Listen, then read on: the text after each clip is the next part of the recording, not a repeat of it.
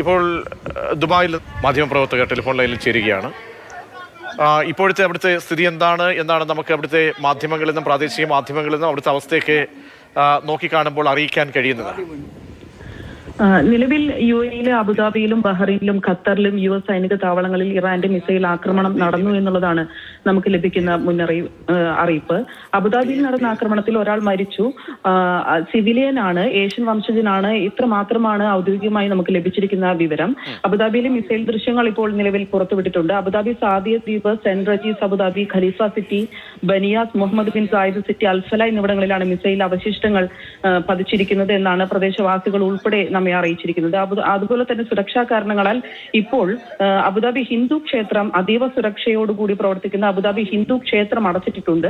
ഒപ്പം തന്നെ Dubai airport അടച്ചു. എയർപോർട്ടിലേക്ക് നിലവിൽ ആരും വരേണ്ട എന്നാണ് അറിയിപ്പിലുള്ളത്. നിലവിൽ അവിടെയുള്ളവരെയും ഒഴിപ്പിച്ചുകൊണ്ടിരിക്കുകയാണ്.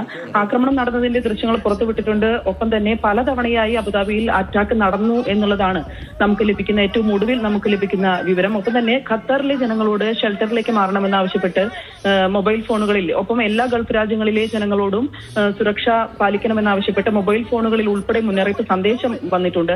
കുവൈറ്റിൽ സൈറണുകൾ മുഴങ്ങി വിവിധയിടങ്ങളിൽ സ്ഫോടനം നടന്നു എന്നുള്ള റിപ്പോർട്ടുകളും പുറത്തു വരുന്നുണ്ട്. ഇറാനെതിരെ US ആരംഭിച്ച ഓപ്പറേഷൻ എപ്പിക് ഫ്യൂറിക്കിന് പിന്നാലെയാണ് US സൈനിക കേന്ദ്രങ്ങളുള്ള ഗൾഫ് രാജ്യങ്ങളിൽ ദുബായിൽ നിന്നുള്ള അറിയിപ്പ് എങ്ങനെയാണ്? എത്ര റൗണ്ട് അവിടെ മിസൈൽ വർഷം ഉണ്ടായി? അതിനെ ഭേദിക്കാനും ഒക്കെ ദുബായിക്ക് കഴിഞ്ഞു എന്ന അറിയിപ്പ് വരുന്നുണ്ട്. അവിടെ നിന്നുള്ള മന്ത്രാലയത്തിൻ്റെയൊക്കെ അറിയിപ്പ് കൂടി വരികയാണ്. അങ്ങനെ ഏറ്റവും ഒടുവിലായി നമ്മളിപ്പോൾ സംസാരിക്കുന്ന സമയത്തും ഇങ്ങനെയുള്ള മിസൈൽ വർഷം വിവിധ ഈ രാജ്യങ്ങളിൽ ഉണ്ടാകുന്നുണ്ടോ?